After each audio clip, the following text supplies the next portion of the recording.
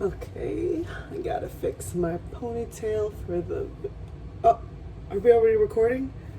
Oh my goodness, guys, I don't know how this keeps happening. What are you guys doing here? It's too early.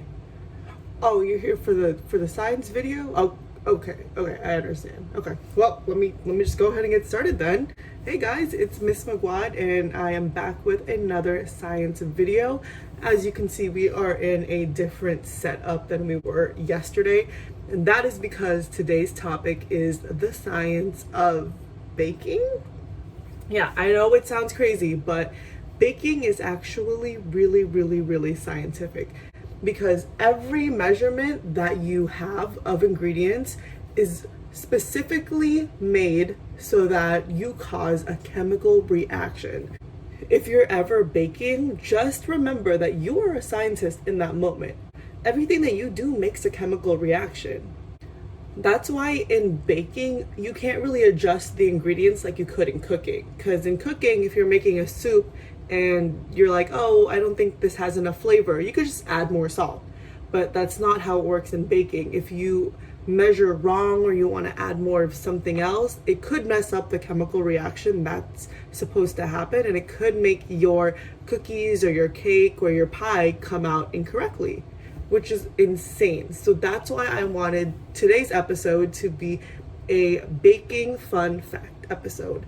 And while I give you fun facts about baking, I am going to be making something. So what I'm going to be showing you guys today is the first part of how to make chocolate crinkle cookies.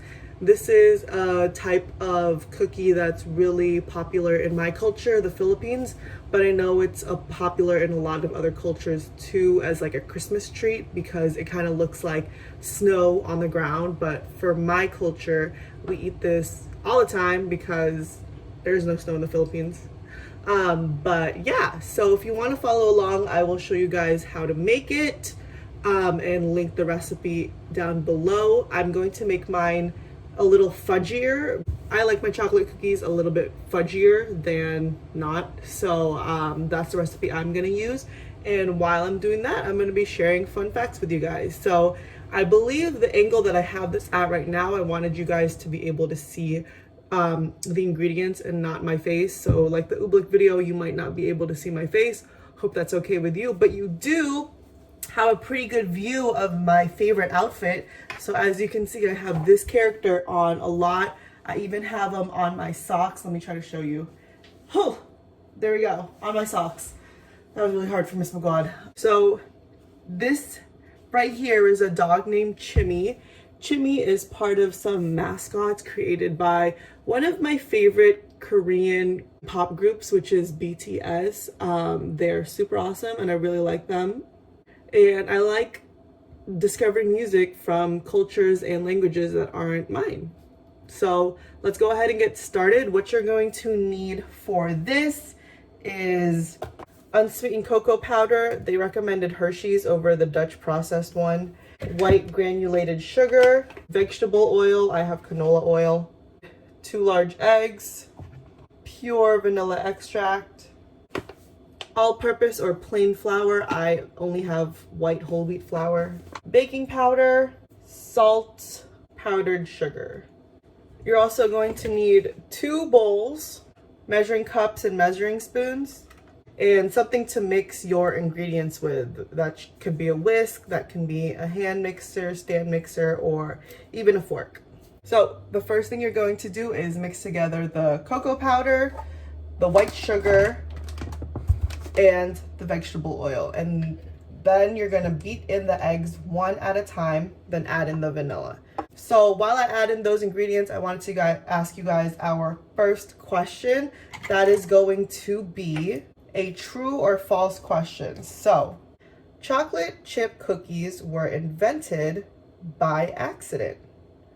What do you guys think? That seems crazy. It's so yummy. So I'm going to count down. I don't have access to my hands to count down on my fingers, but I'll just say it out loud. Chocolate chip cookies were invented by accident. True or false? 10, 9, 8, 7, 6, 5, 4, 3, 2, 1, 0. So that one is true. A baker from Massachusetts, her name was Ruth Graves Wakefield, accidentally made it when she was trying to make chocolate cookies. She wanted to take a shortcut and add in chocolate chips instead of mixing it into the batter, and she accidentally made chocolate chip cookies instead. So thank you, Ruth Graves Wakefield, for making such an amazing and delicious treat. While I mix these together, I'm going to ask you guys the next question. True or false? Boston cream pie is actually a cake. What do you guys think? But it's called a pie, Miss McGuad. I don't know. That's why I'm asking the question. What do you guys think? True or false? 10, 9, 8, 7, 6, 5, 4, 3, 2, 1, 0. That one is true. So it was made famous in Boston, but the chef got confused between the words pie and cake because the chef's first language was not English. So the chef ended up calling it a pie when it was actually a cake. Wow. That's a case of identity crisis right there, friends. All right, I'm going to finish mixing this before I ask the next question.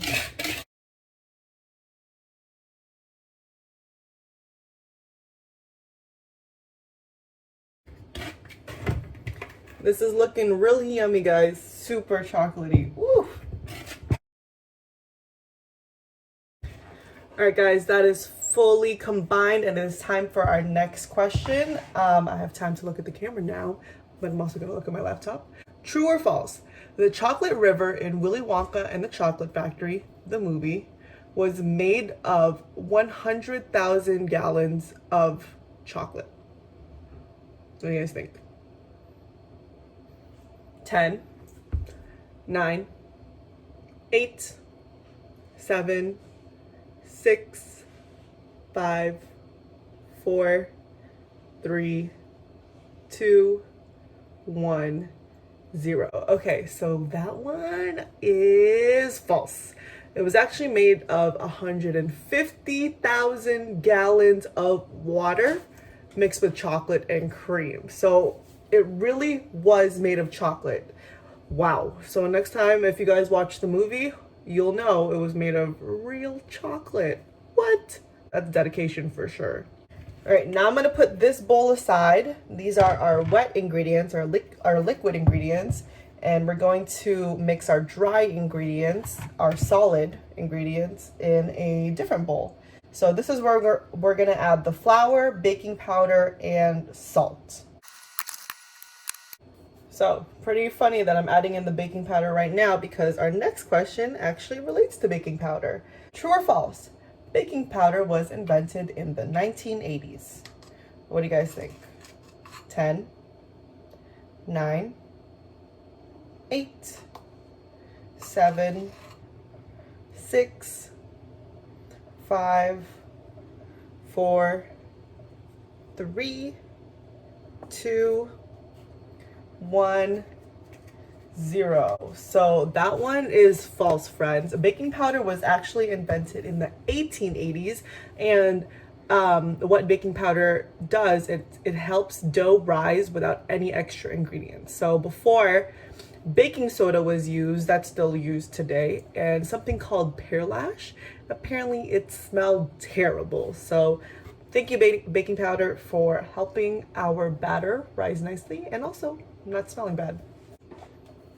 All right, now time to add in the salt. Just gonna take a regular fork and stir the dry ingredients so that our fudgy little whisk doesn't mix into this. While I stir this, let's ask our next question. So, true or false? The most expensive dessert in the world is $50,000. What do you guys think? 10, 9, 8, 7, 6, 5, 4, 3, 2, 1, 0. That one is false. The most expensive dessert in the world is $25,000. So it's not 50, but it's still pretty expensive. And it's a chocolate sundae that has really rare cocoa and real gold. So you guys could eat real gold for $25,000. All right. Next thing I'm going to do is slowly add in our dry ingredients into our wet ingredients.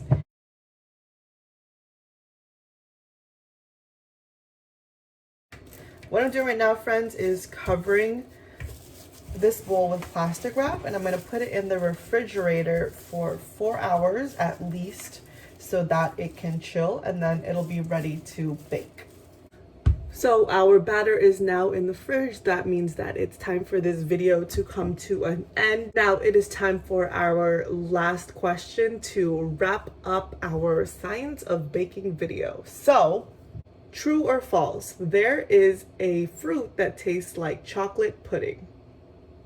10, 9, 8, 7, 6, 5, 4, 3, 2, 1, 0. That one is true. It's a fruit called black sapote, I believe, and apparently it tastes just like chocolate pudding.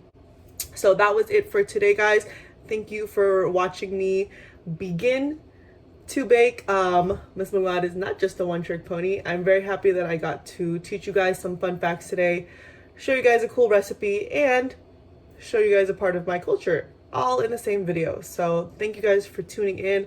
Have an awesome weekend, and a big shout out to Victoria, who was my science leader for yesterday's senses video. So thank you, Victoria, for always participating and always giving it your best shot. You are awesome, and thank you for being such an awesome science leader. All right, guys, see you next time. Bye.